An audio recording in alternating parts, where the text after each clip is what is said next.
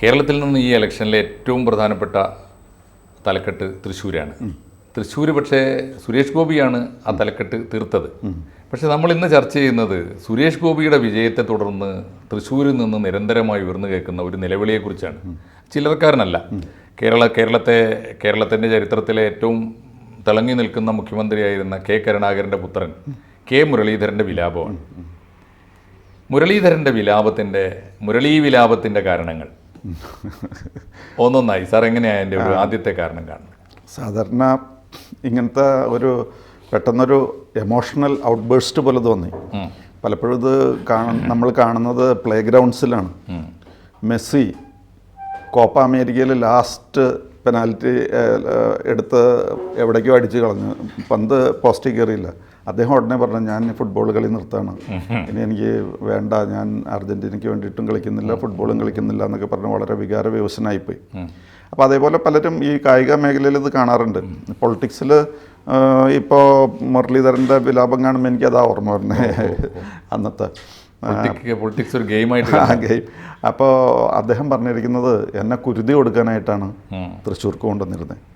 വടകരയായിരുന്നെങ്കിൽ ഞാൻ ഈസി ആയിട്ട് ജയിച്ചു പോയെന്ന് എന്നാണ് അദ്ദേഹം പറയുന്നത്. ശരിയായിരിക്കാം ചിലപ്പോൾ അവിടെ UDF പിന്നെ പൊതുവിൽ UDFൻ്റെ ഈ തവണത്തെ പെർഫോമൻസ് അങ്ങനത്തെ ആണല്ലോ. അപ്പോൾ അതുകൊണ്ട് അവിടെ ആയിരുന്നെങ്കിൽ ഒരു പ്രശ്നവും കൂടാതെ ജയിക്കാമായിരുന്നു. ഞാനിവിടെ എൻ്റെ സ്വാർത്ഥ താല്പര്യത്തിന് വേണ്ടിയിട്ടല്ല വന്നേ, BJPയെ തോൽപ്പിക്കാനും മതേതരത്വത്തിന് രക്ഷിക്കാനുമാണ് വന്നത്. അവസാനം എൻ്റെ ഈ ഗതിയായി പോയി.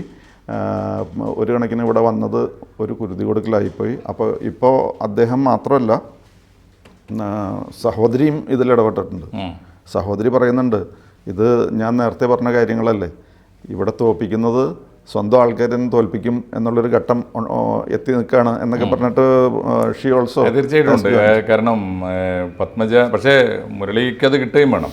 കാരണം മുരളി ഈ പത്മജയോട് പോലും ഒരു രാഷ്ട്രീയ ബഹുമാനം പരസ്പരം രണ്ടുപേരും രണ്ട് രാഷ്ട്രീയ പാർട്ടിയിലാണെങ്കിൽ പോലും സഹോദരർ അങ്ങനെ ഉണ്ടല്ലോ, അത് കാണിച്ചിട്ടില്ല, ആ പരിഗണന കാണിച്ചിട്ടില്ല. ഇദ്ദേഹം ഇലക്ഷന്റെ തലേന്ന് വരെ പറഞ്ഞത് ഇങ്ങനെയൊന്നും അല്ല, അമിതാധികാരത്തിന്റെയൊക്കെ ഒരു എന്താ ഇങ്ങനെ പറയണെന്ന് ആലോചിക്കായിരുന്നു. അക്കൗണ്ട് ബാങ്കിൽ പോയി തുറക്കുക, അക്കൗണ്ട് BJP അക്കൗണ്ടിനെ പറ്റി പറഞ്ഞപ്പോൾ. അതെ അതെ. അപ്പോൾ ആ രീതിയിലാണ് പുള്ളി സംസാരിച്ചുകൊണ്ടിരുന്നത്. എന്തായാലും ഇപ്പോൾ സിസ്റ്റർ ഓൾസോ പുള്ളിയെ സപ്പോർട്ട് ചെയ്ത് സംസാരിക്കുന്നുണ്ട്. അല്ല, അതിൽ സിസ്റ്റർ ഒരു കാര്യം കൂടി പറഞ്ഞു വെച്ചിട്ടുണ്ട്, ഞാൻ BJPയിലേക്ക് പോകുമ്പോൾ ഏട്ടനൊരു സീറ്റ് കൂടി ഞാൻ അവിടെ കരുതി വെക്കുന്നു. കാരണം എൻ്റെ അനുഭവം ഏട്ടന് കൂടി ഉണ്ടാവും. ഒരുപക്ഷെ ഈ പത്മജ പറഞ്ഞതാണ് ഇപ്പോൾ ഫലിച്ചത്. അതെ അതെ. രണ്ടാമത്തെ കാര്യം, പത്മജയെ അവർ പൂർണ്ണമായി എഴുത്തള്ളി. മുരളിയുടെ പരാജയത്തിൽ പത്മജ ഒരു ഫാക്ടർ കൂടി ആയിരിക്കണമല്ലോ. തീർച്ചയായിട്ടും മുരളിക്ക് ചില പാഠങ്ങൾ, ചില അടികൾ അനിവാര്യമാണ്. പിന്നെ മുരളി തൃശ്ശൂരിലേക്ക് അദ്ദേഹത്തിന് സമ്മതമില്ലാതെ ഒന്നും പോയി നിൽക്കുന്ന ഒരാളൊന്നും അല്ലല്ലോ. മുരളിക്ക് തൃശ്ശൂർ പരീക്ഷിക്കാവുന്ന അല്ലെങ്കിൽ നിന്നാ ജയിക്കാവുന്ന അദ്ദേഹത്തിന്റെ സ്വന്തം തട്ടകമാണല്ലോ. അവിടെ ചെന്ന് തോറ്റപ്പോൾ പാർട്ടിയെയും ബാക്കിയുള്ളവരെയും മുഴുവൻ പഴി പറയുന്നതിൽ കാര്യമില്ല. പിന്നെ മുരളീധരനുള്ള സങ്കടം എന്താണെന്ന് വെച്ച് കഴിഞ്ഞാൽ, വാസ്തവത്തിൽ ഈ രീതിയിൽ BJPക്ക് അനുകൂലമാക്കി മാറ്റിയത് അവിടുത്തെ പോലീസ് ചീഫാണ്. തൃശ്ശൂർ പൂരത്തിൽ അത് തകർത്ത്. അപ്പോൾ അതുകൊണ്ട് BJPയുടെ ഒരു സിമ്പതി വന്ന ആൾക്കാർക്ക് എന്നുള്ളൊരു കംപ്ലൈൻറ്റും അദ്ദേഹത്തിന് ഉണ്ട്. അത് പലർക്കും ഉണ്ട്, വ്യാപകമായിട്ടുണ്ട്. എനിക്ക് തോന്നുന്നു സുരേഷ് ഗോപിയുടെ വിജയത്തിൽ ഒരു ചെറിയ ഫാക്ടറെങ്കിലും അതാണ് പൂരമാണ്. കാരണം തൃശ്ശൂർക്കാർക്ക് പൂരം എന്ന് പറഞ്ഞാൽ അവരുടെ ജീവനാണല്ലോ, സംസ്കാരത്തിൻ്റെ ഒരു പ്രധാനപ്പെട്ട അടയാളം തൃശ്ശൂർ പൂരമില്ലാതെ. അപ്പോൾ അതൊരു ഘടകം തന്നെയാണ്. പിന്നെ അദ്ദേഹത്തിനൊരു സങ്കടമുള്ളത്, സുരേഷ് ഗോപിയുടെ അടുത്ത് മോഡി 3 പ്രാവശ്യം വന്നു തൃശ്ശൂർ സുരേഷ് ഗോപിക്ക് വേണ്ടിയിട്ട്. അത് സുരേഷ് ഗോപിയുടെ വിജയത്തിലൊരു നിർണായകമായ ഘടകമാണ്. ഒന്നാമത്തെ, അദ്ദേഹം വളരെ ഇമ്പോർട്ടൻ്റ് ആയിട്ടുള്ളൊരു പേഴ്സൺ ആണെന്നുള്ളത് ആൾക്കാർക്ക് മനസ്സിലായി. പിന്നെ വളരെയധികം ട്രസ്റ്റ് ചെയ്യുന്നു എന്ന് മനസ്സിലായി. മാത്രമല്ല, ഇദ്ദേഹത്തെ എങ്ങനെയെങ്കിലും നമ്മളൊന്ന് ജയിപ്പിച്ചെടുത്തു കഴിഞ്ഞാൽ മോഡി ഇദ്ദേഹത്തെ മന്ത്രിയാക്കും എന്നുള്ളത് ആൾക്കാർക്ക് ഉത്തമ ബോധ്യം. അല്ല, മോഡി മന്ത്രിയാക്കുന്ന മാത്രമല്ല, കറക്റ്റാണ്. ഇപ്പോൾ സുരേഷ് ഗോപിയുടെ വിജയത്തിൽ നരേന്ദ്രമോദി അദ്ദേഹത്തിന് കൊടുത്ത പരിഗണന പ്രധാനപ്പെട്ട ഘടകമാണ്. ഇത്രയേറെ പേഴ്സണലായി ഒരു ഇപ്പോൾ BJPയുടെ ഭാരവാഹിയൊന്നും അല്ലാത്ത നോമിനേറ്റ് ചെയ്യപ്പെട്ട ഒരു MP മാത്രമാണല്ലോ സുരേഷ്. ഇപ്പോൾ BJPക്കാർക്ക് തന്നെ പലർക്കും അഭിപ്രായ വ്യത്യാസം ഉണ്ടെന്ന് മാത്രമല്ല, സുരേഷ് ഗോപി തിരിച്ചും പലപ്പോഴും ആ വലിയ ആദരവോടൊന്നും കൂടിയല്ല BJP കണ്ടില്ല. അതുകൊണ്ട് സുരേഷ് ഗോപി BJPക്ക് അതീതമായി തന്നെ നരേന്ദ്രമോദിയുടെ നേരിട്ടുള്ള സ്നേഹത്തിനും വാത്സല്യത്തിനും പാത്രമായ ഒരാളാണ്. അത് അദ്ദേഹത്തിന്റെ വിജയത്തിലും അദ്ദേഹത്തെ പ്ലേസ് ചെയ്യുന്നതിലും ജനങ്ങളെ അദ്ദേഹത്തെ പ്രതീക്ഷയോടെ കാണുന്നതിലൊക്കെയുള്ള ഒരു ഘടകമാണ്. പ്ലസ് ഒരു കാര്യം കൂടിയുണ്ട് സാർ, സുരേഷ് ഗോപിയെ രാജ്യസഭയിലേക്ക് നോമിനേറ്റ് ചെയ്തപ്പോൾ തന്നെ ഒരു കേന്ദ്രമന്ത്രി സ്ഥാനം അദ്ദേഹത്തിന് ഓഫർ ചെയ്തതാണ്. സുരേഷ് ഗോപി വളരെ വ്യത്യസ്തമായൊരു സ്റ്റാൻഡ് എടുത്തു. വളരെ വളരെ വ്യത്യസ്തമായൊരു സ്റ്റാൻഡ്. അദ്ദേഹം പറഞ്ഞു, ഞാൻ മന്ത്രിയാകുന്നത് എന്നെങ്കിലും എൻ്റെ ജനത എന്നെ തെരഞ്ഞെടുത്താൽ മാത്രമായി, അല്ലെങ്കിൽ ഞാൻ തയ്യാറല്ല. അതുകൂടി കണ്ടുകൊണ്ടായിരിക്കണമല്ലോ സുരേഷ് ഗോപിയെ എങ്ങനെയെങ്കിലും ജയിപ്പിക്കണം എന്നൊരു തീരുമാനം മോദിക്ക് കൂടി ഉണ്ടാകും. വളരെ സബ്ലൈം നോബൽ ആയിട്ടുള്ള അതിൽ പക്ഷേ മുരളി എന്തിനു വിലപിക്കണം? അത് ബി.ജെ.പി. നേതൃത്വത്തിന്റെയും മോദി എന്ന് പറയുന്ന ലീഡറുടെയും ഒക്കെ ഒരു മുരളിക്കുള്ള സങ്കടമേ മോഡി ഇങ്ങനെ വന്നു. മോഡി വേണ്ടി ആരും അതേപോലെ സുനിൽകുമാറിന് വേണ്ടിയിട്ട് പിണറായി വന്നു. നമ്മുടെ കേസിൽ ഒരാളുണ്ടായില്ല എന്നുള്ളതാണ് പുള്ളിയുടെ വിലാപം.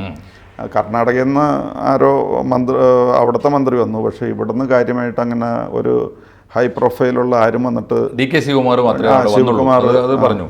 പക്ഷെ അതിന് വേറെ കാര്യമുണ്ട്, ഇദ്ദേഹം കാണാത്ത ചിലതുണ്ട്. പിണറായി വിജയൻ ആ സമയത്ത് ഒരു ആവശ്യമില്ലാതെ അവിടെ ചെന്നത് സുനിൽകുമാറിനെ തോൽപ്പിക്കാനാണ് എന്നൊരു ആരോപണം വന്നിട്ടുണ്ട്. ആ കൂട്ടത്തിൽ തോൽപ്പിക്കാനുള്ള നടപടികൾ പൂർത്തിയാക്കാനാണ്. അറിഞ്ഞുകൂടാ, അതിന്റെ വസ്തുതകളൊക്കെ ഇനി പുറത്തു വരേണ്ടിയിരിക്കുന്നു. അത് പഠനങ്ങളൊക്കെ രണ്ടു കൂട്ടരും CPM-ഉം CPI-യും ഒക്കെ അന്വേഷണത്തിനും പഠനത്തിനും ഒക്കെ തീരുമാനിച്ചിട്ടുണ്ട്. 6 ദിവസം 7 ദിവസമൊക്കെ നീണ്ടു നിൽക്കുന്ന കമ്മിറ്റികൾ ചേരുന്നുണ്ട്, അവർ പഠിക്കട്ടെ. പക്ഷെ മുരളി പഠിക്കേണ്ട ഒരു പ്രധാനപ്പെട്ട കാര്യമുണ്ട്. മുരളിക്ക് വേണ്ടി സത്യത്തിൽ കേരളത്തിൽ മുരളിയെപ്പോലെ തഴക്കവും പഴക്കവും ചെന്ന ഒരാൾക്ക് നിന്നിടത്തൊക്കെ ഒരിക്കൽ ബാക്കി എല്ലായിടത്തും നിന്നിടത്ത് ഒരു ഉപതെരഞ്ഞെടുപ്പിൽ മാത്രമേ അദ്ദേഹം തോറ്റിട്ടുള്ളൂ. ബാക്കി നിന്നിടത്തൊക്കെ ജയിച്ചു വന്ന ഒരാൾക്ക്, കരുണാകരൻ്റെ രാഷ്ട്രീയ പാരമ്പര്യമുള്ള ഒരാൾക്ക്, ഒരാൾക്ക് മുരളിയുടെ ഒരു സീറ്റിൽ സവിശേഷമായിട്ടൊരു പുറത്തുനിന്ന് ആരെങ്കിലും വന്ന് സപ്പോർട്ട് ചെയ്യേണ്ടതുണ്ടെന്ന് പാർട്ടിക്ക് തോന്നിക്കാണൂല, കോൺഗ്രസിന്.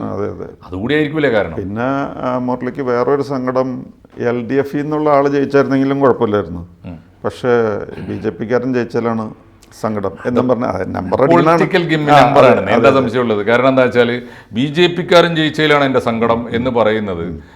ഈ കേരളത്തിലെ ഒരു അന്തരീക്ഷത്തിൽ UDF-ഉം LDF-ഉം ഒരുപോലെ വലിയൊരു വിരോധത്തോടെ വെറുപ്പോടെ BJP-യെ കാണുന്നു എന്നുള്ളതുകൊണ്ടാണല്ലോ. അത് രണ്ട് കാര്യം കൊണ്ടാണ്. ഒന്ന്, സുരേഷ് ഗോപിയെ ഒന്ന് ടാർഗറ്റ് ചെയ്യാനും ടാർണിഷ് ചെയ്യാനും, പിന്നെ BJP വിരുദ്ധ, ഞാൻ ഇപ്പോഴും BJP വിരുദ്ധനാണെന്ന്, പത്മജ പോയി കഴിഞ്ഞിട്ട് ഞാൻ BJP വിരുദ്ധനാണെന്ന് സ്ഥാപിക്കാനും ഒക്കെയുള്ള ഒരു നമ്പറാണ്. ഇനിയിപ്പോൾ ഈ BJP വിരുദ്ധം പറഞ്ഞാലും അത് നനഞ്ഞ പടക്കമായി പോയില്ലേ, അത് വലിയ കാര്യമൊന്നുമില്ല. 11 മണ്ഡലത്തിൽ, ഇപ്പൊ കേരളത്തിലെ 11 മണ്ഡലത്തിൽ BJP നിയമസഭാ മണ്ഡലത്തിൽ ഇപ്പൊ തെരഞ്ഞെടുപ്പ് നടന്നാൽ 11 നിയമസഭാ മണ്ഡലത്തിൽ ഒറ്റയ്ക്ക് ജയിക്കാവുന്ന ഭൂരിപക്ഷം നേടിയിട്ടുണ്ട് NDA. 2 മുന്നണിക്കും എതിരായി നിന്നാൽ പോലും. പിന്നെ അദ്ദേഹത്തിന്റെ ഒരു കംപ്ലൈന്റ്, മൈനോറിറ്റി വോട്ട്സ് സ്പ്ലിറ്റ് ആയി പോയി. മൈനോറിറ്റി വോട്ട്സ് എന്ന് പറഞ്ഞാൽ ഉദ്ദേശിക്കുന്ന ക്ലിയർലി അത് മുസ്ലിം വോട്ടായിരിക്കും. മുസ്ലിം വോട്ടോ ക്രിസ്ത്യൻ വോട്ടോ അല്ല. മൈനോറിറ്റി വോട്ട്സ് എന്ന് പറഞ്ഞാൽ ഈ മുസ്ലിം വോട്ട്സ് BJP-ക്ക് ഏതായാലും പോകാൻ വഴിയില്ല. മുസ്ലിം വോട്ട്സ് അതെ. പക്ഷെ മുരളിക്ക് കിട്ടേണ്ടത് കിട്ടിയില്ല. മുരളിക്ക് അപ്പോൾ അതെ, കാരണം അതിൽ കുറച്ച് LDF-ലേക്ക് പോയിട്ടുണ്ടെന്ന്. LDF-ലേക്ക് പോയി. എന്തുകൊണ്ടായിരിക്കും പോയത്? അത് LDF-കാരുടെ ഗുണം കൊണ്ട് മാത്രമല്ല, പിണറായി വിജയൻ കളിക്കുന്ന ഈ വോട്ട് ബാങ്ക് പൊളിറ്റിക്സ് കൊണ്ടുമല്ല. തൃശ്ശൂർ മണ്ഡലത്തിലെ വോട്ടുകൾ, പ്രത്യേകിച്ച് മുസ്ലിം വോട്ടുകൾ കൃത്യമായി കോൺഗ്രസിന് മുരളീധരന് കിട്ടാതെ പോയിട്ടുണ്ടെങ്കിൽ അതിൻ്റെ യഥാർത്ഥ ഫാക്ടർ TN പ്രതാപൻ ഫാക്ടറാണ്. നമുക്ക് കേരളത്തിലെ എല്ലാവർക്കും അറിയാം, തൃശ്ശൂരിലെ ഈ ന്യൂനപക്ഷ വോട്ടുകൾ, പ്രത്യേകിച്ച് അവിടുത്തെ ന്യൂനപക്ഷ സംഘടനകൾ, മുസ്ലിം ലീഗ് ആവട്ടെ, SDPI ആകട്ടെ, തീവ്രവാദ പ്രസ്ഥാനങ്ങളാകട്ടെ, ഇവർ നമ്മുടെ വെൽഫെയർ പാർട്ടി, ജമാഅത്തെ ഇസ്ലാമിയുടെ വെൽഫെയർ പാർട്ടി, ഇവരൊക്കെയാണല്ലോ UDF-ന് പരസ്യമായി പിന്തുണ കൊടുത്ത, UDF-നെ വളരെ കൃത്യമായി പരസ്യമായി പിന്തുണച്ചുകൊണ്ടിരിക്കുന്ന ന്യൂനപക്ഷ സംഘടനകളാണ്. ഈ ന്യൂനപക്ഷ സംഘടനകളൊക്കെ തൃശ്ശൂരിൻ്റെ ഒരു അന്തരീക്ഷത്തിൽ TN പ്രതാപൻ്റെ പോക്കറ്റിലാണ്. അതുകൊണ്ട് ഈ തെരഞ്ഞെടുപ്പിൽ മുരളി വന്ന് മത്സരിക്കുമ്പോൾ TN പ്രതാപനാണ് ഏറ്റവും വലിയ അസ്വസ്ഥനായിരുന്നത്, ഏറ്റവും വലിയ അസംതൃപ്തൻ അദ്ദേഹമായിരുന്നു. അപ്പോൾ TN പ്രതാപൻ്റെ അസംതൃപ്തി കൊണ്ടാണ് ആ മുസ്ലിം വോട്ടുകൾ കിട്ടാതെ പോയത്. പ്രതാപനോട് ചോദിച്ച ആളുകളോട് പതുക്കെ നിങ്ങൾ ഏതായാലും സുരേഷ് ഗോപിക്ക് ചെയ്യണ്ട, അതാ സുനിലിന് കുത്തിക്കോ എന്ന് പറഞ്ഞിട്ടുണ്ടാവും. അത് പറഞ്ഞിട്ടുണ്ടാവും, അതായിരിക്കും ഘടകം. പക്ഷെ മുരളി പറയേണ്ടതാണ്, തനിക്ക് കിട്ടേണ്ടിയിരുന്ന മുസ്ലിം വോട്ടുകൾ നഷ്ടപ്പെടുത്തിയത് TN പ്രതാപനാണെന്ന് നേർക്കുനേരെ പറയാനുള്ള ധൈര്യം അദ്ദേഹത്തിനില്ല. പിന്നെ അദ്ദേഹത്തിന് എനിക്ക് തോന്നുന്നു ഈ സുരേഷ് ഗോപിയെ എസ്റ്റിമേറ്റ് ചെയ്യുന്നില്ലേ, ഈ അണ്ടർ എസ്റ്റിമേറ്റഡ് സുരേഷ് ഗോപി എന്ന് എനിക്ക് തോന്നുന്നു. അതെല്ലാവർക്കും പറ്റിയിട്ടുണ്ട്. അത് ഒന്നാം ഘട്ടം കഴിഞ്ഞു. മീഡിയ പോലും പെയ്ഡായിരുന്നില്ല ഒരു ഘട്ടത്തിൽ. നമ്മളൊക്കെ ഇപ്പോൾ ABC എന്ന തുടക്കത്തിൽ സുരേഷ് ഗോപി ജയിക്കാനുള്ള എല്ലാ സാഹചര്യവും ഉണ്ടെന്ന് ഞങ്ങളൊക്കെ തന്നെ പറഞ്ഞുകൊണ്ടിരുന്നു. തെരഞ്ഞെടുപ്പിൻ്റെ ഒരു 2ാം ഘട്ടത്തിൽ സുരേഷ് ഗോപിയെ കൃത്യമായി ടാർഗറ്റ് ചെയ്യല്ലേ. അതിപ്പോൾ മീഡിയ വണ്ണിനെ പോലുള്ള ചാനലുകളൊക്കെ ഉണ്ടാക്കിയ അജണ്ടയിൽ ഈ മനുഷ്യനെ വളരെ അനാവശ്യമായി ഉപദ്രവിക്കുകയും ബ്ലാക്ക് ഔട്ട് ചെയ്യുക. പലപ്പോഴും ന്യൂസുകളിൽ പോലും ഇല്ല, ആ അർത്ഥത്തിൽ ഉണ്ടായിരുന്നില്ല. എല്ലാവരും അണ്ടർ എസ്റ്റിമേറ്റ് ചെയ്തിട്ടുണ്ട്. അത് പക്ഷേ നമ്മൾ വളരെ നേരത്തെ തന്നെ ഏതാണ്ട് ഇലക്ഷനോട് അടുപ്പിച്ച് തന്നെ നമ്മൾ പറഞ്ഞിട്ടുണ്ട്, നമ്മൾ കൃത്യമായിട്ട് നമ്മൾ പറഞ്ഞിട്ടുണ്ട്. ഇപ്പോൾ 4 സീറ്റ് ഫസ്റ്റ് ക്ലാസ്, ഇപ്പോൾ NDAയുടെ BJPയുടെ ഫസ്റ്റ് ക്ലാസ് സീറ്റുകൾ, ഒന്നാംകിട സീറ്റുകളാണെങ്കിൽ പോലും 2 സീറ്റ് ജയിക്കാനുള്ള എല്ലാ സാധ്യതയുണ്ട് നമ്മൾ ആവർത്തിച്ച് പറഞ്ഞിട്ടുണ്ട്. അതിലിപ്പോൾ തിരുവനന്തപുരം മാത്രമാണ് ഫോട്ടോ ഫിനിഷിൽ കട്ടിച്ച് എത്ര 684 ചെറിയ ഭൂരിപക്ഷത്തിനാണ് രാജീവ് ചന്ദ്രശേഖരൻ ലാസ്റ്റ് അവസാനത്തെ ഇഷ്യൂ. അപ്പോൾ അതുകൊണ്ട് അണ്ടർ എസ്റ്റിമേറ്റ് ചെയ്തു എന്നത് അദ്ദേഹം പറഞ്ഞു. അദ്ദേഹം ആകെ മുരളീധരൻ പറഞ്ഞതിൽ ഇപ്പോൾ തെരഞ്ഞെടുപ്പിന് ശേഷം പറഞ്ഞുകൊണ്ടിരിക്കുന്ന ഈ വിടുവായത്വത്തിൽ ആകെയുള്ളത് ഒരു ശരിയേ ഉള്ളൂ. ആ ശരി എന്താണെന്ന് വെച്ച് കഴിഞ്ഞാൽ സുരേഷ് ഗോപിയെ അണ്ടർ എസ്റ്റിമേറ്റ് ചെയ്തു. അത് കറക്റ്റാണ്. ഇനി ഒറ്റ കാര്യം കൂടി, മുരളീധരൻ പറയാത്ത ഒരു അജണ്ട അതിൻ്റെ, ഞാൻ പൊതുജീവിതം വിട്ടിരിക്കുന്നു, ഞാൻ ഇനി കാശിക്ക് പോവാണ് എന്നൊക്കെ പറയുന്നുണ്ടല്ലോ. കാര്യം അതൊന്നുമല്ല സാറേ, കൃത്യമാണ് സംഭവം. സിമ്പതി ഒന്നും വേണ്ട, അയാളുടെ പിന്നിൽ അജണ്ട ഉണ്ട്. അയാൾക്ക് ഇനി വയനാട്ടിൽ നിന്ന് MP ആവണം. അജണ്ട വളരെ കൃത്യം. മുരളി ആരാണ് മോൻ? അതുകൊണ്ട് മുരളിയെ അങ്ങയെ കേരളത്തിനറിയാം. അങ്ങ് എന്ത് പുറത്ത് പറഞ്ഞാലും അങ്ങ് മരത്തിൽ കാണുന്നത് മലയാളി കാണുന്നുണ്ട് എന്ന് മാത്രമാണ് മുരളിയോട് ഈ സമയത്ത് നമുക്ക് പറയാവുന്നത്. ബാക്കി നമുക്ക് അടുത്ത ദിവസങ്ങളിൽ കാണാം. നന്ദി സർ.